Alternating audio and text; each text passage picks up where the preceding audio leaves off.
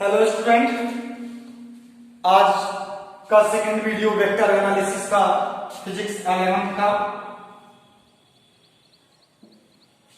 Class 11 में क्या पढ़ेंगे आज?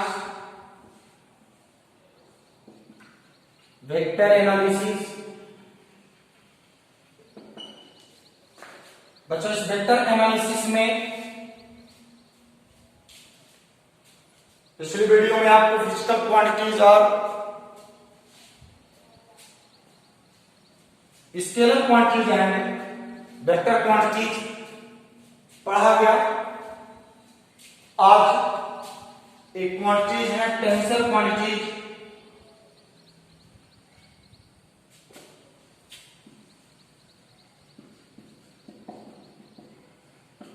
टेंसर क्वांटिटीज क्या होती है बच्चों? सदिश राशियां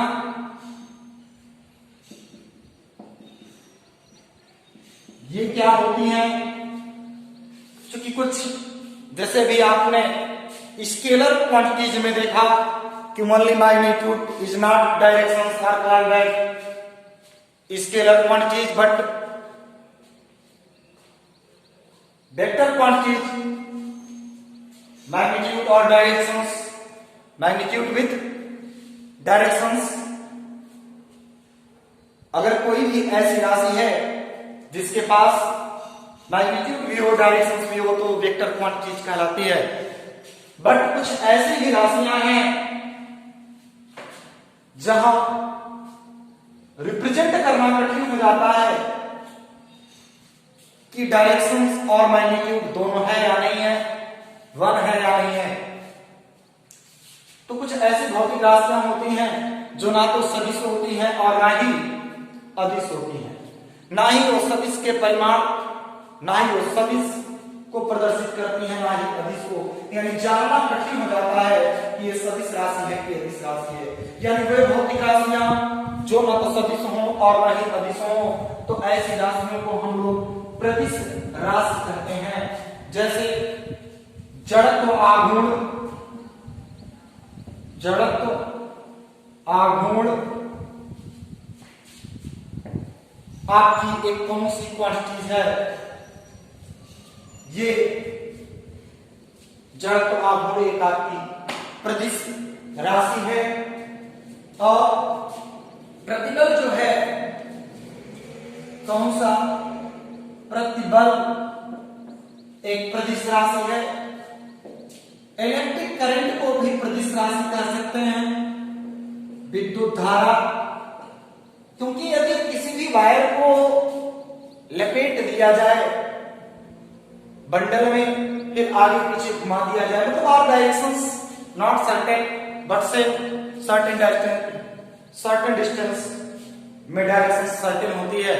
बट उसे यदि फोल्ड कर दिया जाए तो डायरेक्शंस का पता नहीं होता, मैग्नीट्यूड है बट आर लेंथ बढ़ती जाती है तो मैग्नीट्यूड घटता जाता है। तो ऐसी प्रॉब्लम में है, वहां पे इसे हम कह सकते हैं कि वो कौन सी क्वांटिटीज है? टेंसर क्वांटिटीज है। तो कुछ ऐसी भौतिक राशियां हैं कि जो ना तो सदिश ही होती हैं और ना ही अदिश। ऐसी सिचुएशन में उन्हें हम लोग क्या कहते हैं? प्रतिश राशियां, टेंसर क्वांटिटीज कहते हैं। अब बच्चों हम लोग बात करते हैं टाइप्स ऑफ वेक्टर की। किसकी? Types of vector. अब वेक्टर जो सदिश के प्रकार हैं, सदिश प्रकृति के आधार पर vector is natural basis of different vectors. यदि हम प्रकृति के आधार पर देखें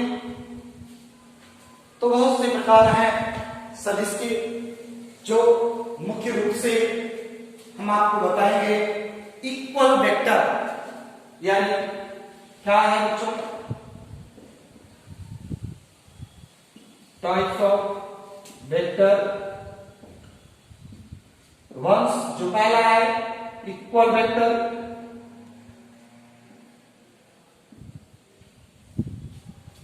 समान सदिश। कौन सा? समान सदिश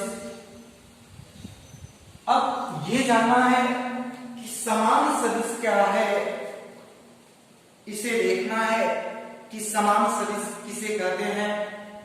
तो सदिश की जब भी बात आती है तो सदिश में मैग्नीट्यूड भी होना चाहिए और डायरेक्शंस भी होना चाहिए, यानी जहां पे किसी फिजिकल क्वांटिटीज में डायरेक्शंस भी पाया जाए, मैग्नीट्यूड भी पाया जाए साथ साथ, तो उसे हम वेक्टर क्वांटिटीज कहते हैं। मतलब साथ साथ किसी भौतिक राशि में दिशा भी पाई जाए, परिमाण भी हो, तो उसे वेक्टर क्वांटिटीज कहते हैं। तो इसमें जो पहला है इक्वल वेक्टर है, समान सदिश है। तो सदिश को रिप्रेजेंट करने के लिए मैंने बताया था तीर से प्रदर्शित किया जाता है। ये जो पीछे भाग की लंबाई है एक परिमाण को व्यक्त करती है और जो एरो होती है दिशा को प्रदर्शित करती है। यानी ये जो है ये टोटल इसकी लंबाई जो है ये बच्चों लंबाई परिमाण को व्यक्त करती है और जो नोक है दिशा को व्यक्त करती है। किसे व्यक्त करती है? दिशा को। और ये किसको व्यक्त करता है? परिमाण को। इसे पूछ कहते हैं और इसे सिर्फ इनिशियल पॉइंट को पूछ कहते हैं और इस लास्ट पॉइंट को यहाँ पे शीर्ष कहते हैं। बट ये जो पूरी लंबाई है वो परिमाण को व्यक्त करती है और ये जो नोक होता है दिशा को व्यक्त करती है। इक्वल वेक्टर तो आप कंपैरिजन करेंगे इक्वल वेक्टर में तो 2 वेक्टर लेते हैं, vector A vector B, but A vector A है और ये वेक्टर क्या है? बी है। अगर इन दोनों का परिमाण आपस में बराबर, मतलब ये लंबाई आपस में बराबर हो, दिशा समान हो और सर्व जगह बीच की दूरी क्या हो? बराबर हो। इसके बीच की दूरी, यहाँ पे बीच की दूरी इक्वल हो, एक दूसरे के बीच की डिस्टेंस समान हो और दिशा एक हो। दिशा क्या हो? एक हो, एक ही दिशा में जा रही हो वेक्टर ए और वेक्टर बी भी। परिमाण भी समान हो, दिशा भी समान हो, तो इसे हम लोग समान सदिश कहते हैं। यानी डिफिनेशन देंगे वह 2 या 2 से अधिक सदिश जिनके परिमाण व दिशाएं आपस में समान हो, समान सदिश कहलाते हैं। क्या डिफिनेशन हो रही है? वह 2 या 2 से अधिक सदिश जिनके परिमाण आपस में समान व दिशाएं भी समान हो, तो उसे हम समान सदिश कहते हैं। जैसे एक सदिश वेक्टर ए है, एक सदिश वेक्टर 2 या 2 से अधिक समान परिमाण में समान दिशा में सदिश हो, तो उसे हम समान सदिश कहते हैं। इसे लिख सकते हैं हम लोग vector A equal to vector B. यानी ये कौन सा सदिश हो गया हम लोगों का बच्चों? समान सदिश हो गया। अब दूसरा जो होता है वो निगेटिव सदिश या अपोजिट सदिश कह सकते हैं।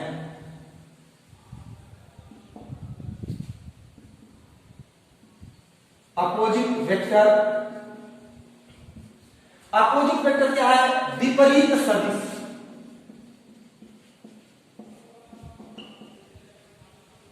अब बच्चों विपरीत सदिश क्या होता है? अपोजिट वेक्टर क्या होता है?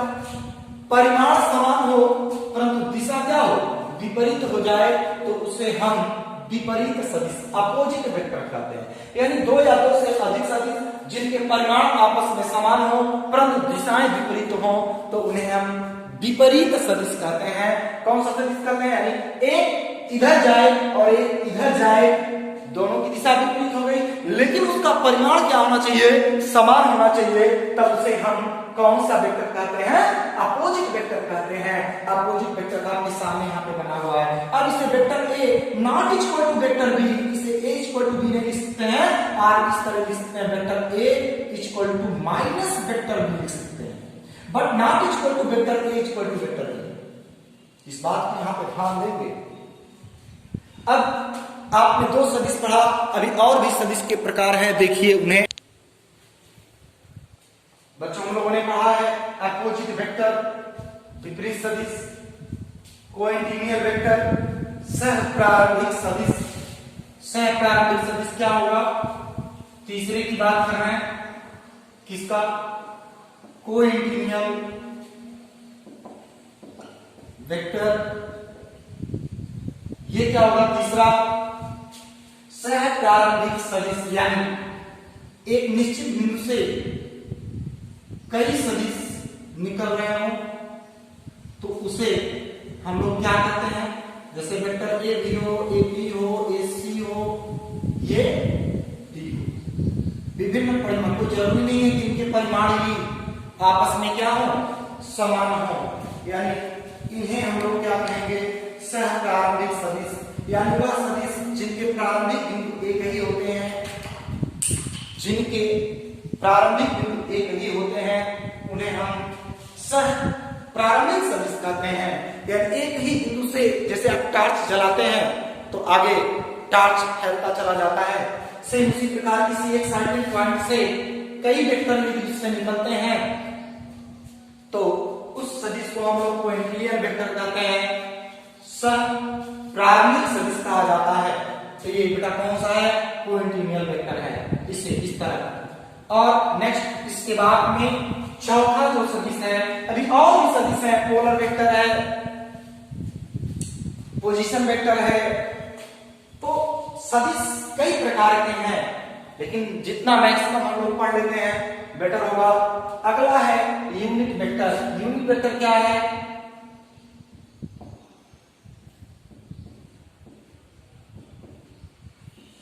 यूनिट वेक्टर एकांक सदिश कहा जाता है, एकांक सदिश है। हिंदी इंग्लिश दोनों जानना आपके लिए अनिवार्य है। यूनिट वेक्टर आपका पॉइंट चौथा। 4 एकांक सदिश क्या है, तो एकांक सदिश वह सदिश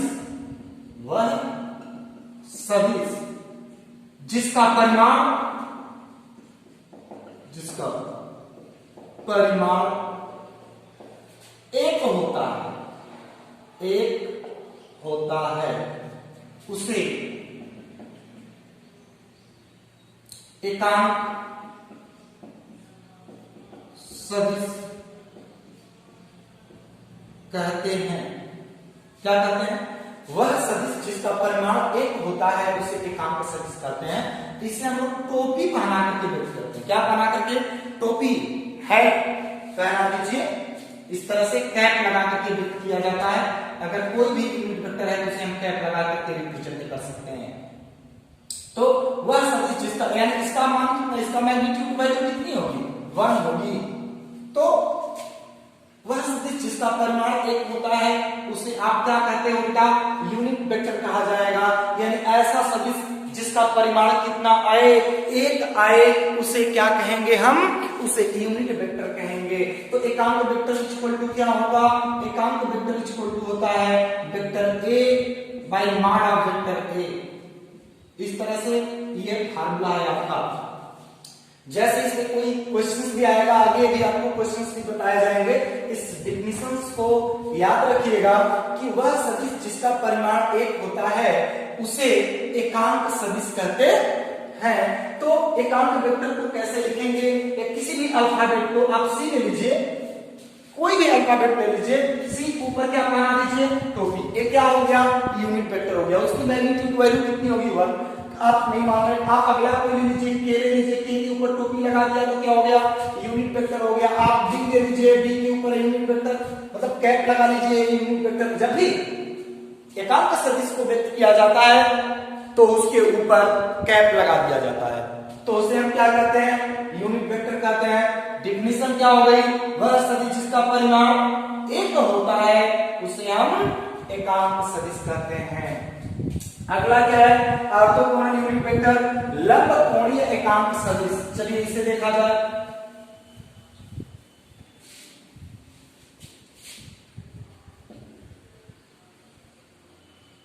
ऑर्थोगोनल यूनिट वेक्टर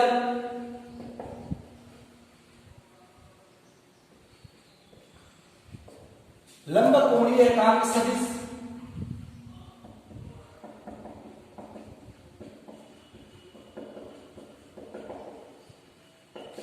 ये लंब कोणीय एकांक सदिश क्या है, इनके बारे में हम लोग जानेंगे। बहुत ही आसान है लंब कोणीय एकांक सदिश, ऐसी कोई चीज नहीं है इसमें जिसे आप ना जान पाए। लंब ऑलरेडी नाम से स्पष्ट हो रहा है कि कैसा सदिश है, कि आपका लंब कोणीय सदिश है। तो डेफिनेशन क्या इसकी बनती है कि लंब कोणीय अक्षों कौन कौन सी होंगी, हम आपको बता दें कि लंबकोणीय अक्ष हैं, जैसे ये 3 डायमेंशन, ये point O X O Y और O Z। तो लंबकोणीय अक्ष हो गई O X, कौन 3 अक्ष हैं यहाँ पे, एक बड़ा अक्ष एक्सिस है, कौन सा एक्सिस है आपका एक्स एक्स, कौन सा एक्सिस, एक O X है, एक O Y है, एक O Z। कितनी अक्षे हो गई, 3। तो लंबकोणीय अक्षों आपका एक O X और आपका एक O Y और एक आपका O Z, आपके ये 3 क्या हो गए, लंबकोणीय अक्षे हो गई। अब इन लंबकोणीय अक्षों में हमारे सदिश उपस्थित हैं, कौन कौन से, unit vector I J K, कौन कौन से, I J और कौन से K, यानी संगत एकांक सदिश को ही लंबकोणीय एकांक सदिश कहा जाता है। मतलब जो आपको एक परपेंडिकुलर एक्सिस मिल रही है, 3 परपेंडिकुलर एक्सिस मिल रही है, ये ऐसे नहीं होता है। आप इस यहाँ पे एक ऐसे और एक यहाँ पे जो इधर होगा उसे तो हम दिखा नहीं सकते।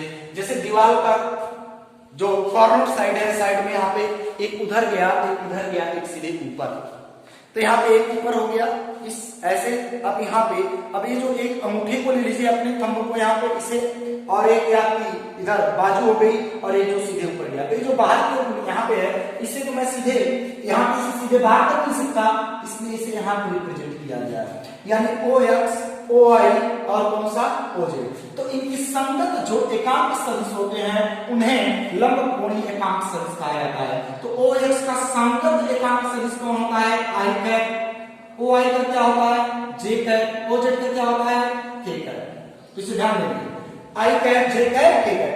O X पर O X एक्सिस पर क्या होता है आपका I कैप, O Y पर क्या होता है J कैप, O Z पर क्या होता है K कैप। इसके ऊपर टोपी पहनाना जरूर, इसे ना भूलिएगा, क्योंकि ये टोपी ही इनकी रिप्रेजेंट करेगी कि ये कौन से वेक्टर है, यूनिट वेक्टर है। इसके बाद में बेटा कौन सा है, जीरो वेक्टर, इसे आप रिप्रेजेंट जरूर करिएगा। आगे इसके बारे में और भी सारी चीजें आपको बताई जाएंगी, बशर्ते अभी इसे इतना ही रखें। जीरो वेक्टर क्या है,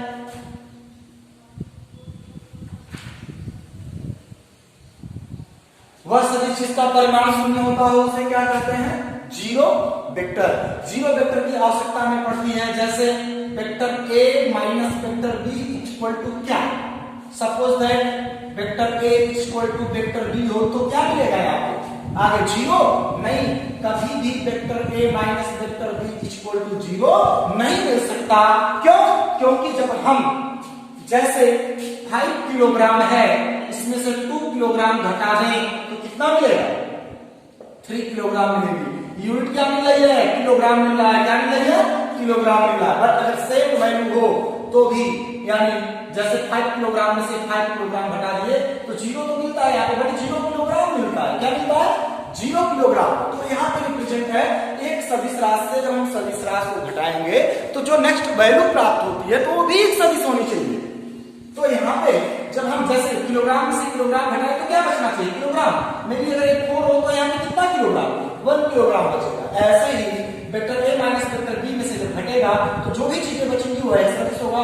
अगर ये दोनों इक्वल वेक्टर होंगे तो यहाँ पे जीरो वेक्टर बचना चाहिए। कितना बचना चाहिए, अगर ये दोनों बराबर हैं तो यहाँ पे क्या बचेगा आपका, जीरो वेक्टर बचेगा। और भी बहुत सारी चीजें ऐसी होती हैं जहां पे जीरो वेक्टर की हमें, जैसे अब इकाई के अंकों को ले लीजिए, नेचुरल नंबर को ले लीजिए। नेचुरल नंबर में अगर कोई भी एक बड़ी संख्या लिखनी है तो, या अगर हमें 1000 लिखना है तो यहाँ पे जीरो की बड़ी भूमिका है। लेकिन अगर वही जीरो हम एक के आगे लिखते हैं, क्या इसका कोई मतलब है, एक के दाएं बगल जीरो लिखने का कोई मतलब नहीं होता है बच्चों। लेकिन अगर वही एक को अगर हम दाएं बगल लिखते हैं, यानी एक को बाएं बगल, एक को अगर बाएं लिखते हैं, लेफ्ट साइड लिखते हैं, 1 के इस बगल आप जीरो को बढ़ाते हैं, एक के इस बगल कितना जीरो बढ़ा दें आप, तो इसका कोई मतलब निकला भी नहीं निकला। लेकिन अगर वही इतने रुपए अगर मिल जाए, कितने रुपए, अब जितना मैं लिखा हूं अगर इतना पैसा मिल जाए तो पूछने की बात, ठीक। तो यानी 1 के अगर हम राइट साइड अगर यहाँ पे 0 को बढ़ाते हैं तो उसकी वैल्यू होती है, और अगर इस तरफ रखते हैं तो इसकी वैल्यू कोई नहीं। मतलब 0 की बड़ी भूमिका है नेचुरल नंबर में। उसी प्रकार हमारे वेक्टर एनालिसिस में 0 वेक्टर की बहुत बड़ी भूमिका होती है बच्चों। आगे पढ़ेंगे इसके बारे में। अगले टॉपिक पर आते हैं हम लोगों का डिस्प्लेसमेंट वेक्टर है, यानी यदि कोई भी सदिश किसी बिंदु से किसी एक निश्चित बिंदु तक की स्थिति को प्रदर्शित करता है तो उसे हम लोग विस्थापन सदिश के नाम से जानते हैं, डिस्प्लेसमेंट वेक्टर के नाम से जाना जाता है। किसके नाम से? यानी कौन सी सदिश की हम लोग बात कर रहे हैं बच्चों? यहाँ पे विस्थापन सदिश की बात कर रहे हैं हम लोग। और विस्थापन सदिश हम लोगों का कौन सा होता है? यहाँ पे इसमें कोई बहुत बड़ी चीज ये हम लोगों का विस्थापन सदिश नहीं है, एक छोटी सी चीज है। किसको रिप्रेजेंट कर रहा है? इस सिचुएशन को एक निश्चित सर्टेन पॉइंट को क्या कर रहा है? व्यक्त कर रहा है। और जब भी वो कोई भी इस तरह से व्यक्त करे तो हम लोग क्या कहते हैं? विस्थापन सदिश कहते हैं। कैसे विस्थापन सदिश? जैसे एक यहाँ पे एक्सिस हो गई, ये अब ये कोई एक वेक्टर है और एक वेक्टर ये है। सपोज दैट ये r1 और ये कौन सा है? r2 है। तो इसका विस्थापन क्या होगा? ये पॉइंट यानी r क्या होगा? वेक्टर r होगा। ये क्या है? विस्थापन है। जैसे a पॉइंट है, a हो और a कौन सा हो? b हो। तो यहाँ पे ये हमारा ab कौन सा है? इसका विस्थापन सदिश है। ax पॉइंट हो गया और ay हो गया। इस सर्टेन पॉइंट जो निश्चित बिंदु हैं उनके बीच की क्या है? विस्थापन है। यानी अगर उनको माना जाए किस रूप में कि कहा जाए कि ये कौन सी चीजें हैं, तो जैसे कि कोई भी पिंड अगर यहाँ पे स्थित है तो इसमें ये वैल्यू जो है हम लोगों की AB जो होगी इनकी कौन सी? AB equal to vector r2 minus r1, यानी इसे AB इक्वल टू लिख सकते हैं हम लोग AB equal to OB minus OA। क्या लिख सकते हैं? OB minus OA। इसे बहुत इंपॉर्टेंट फार्मूला है ये डिस्प्लेसमेंट वेक्टर का। किसका? डिस्प्लेसमेंट वेक्टर का, यानी जो आपको यहाँ पे मिला विस्थापन सदिश। कौन सा? विस्थापन सदिश।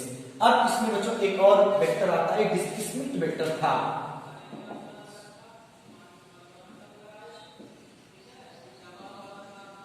डिस्प्लेसमेंट वेक्टर, डिस्प्लेसमेंट वेक्टर क्या है कि जैसे एक्सिस को एक्स वाई में कोई पॉइंट है ए बी, तो ओ ए ओ बी।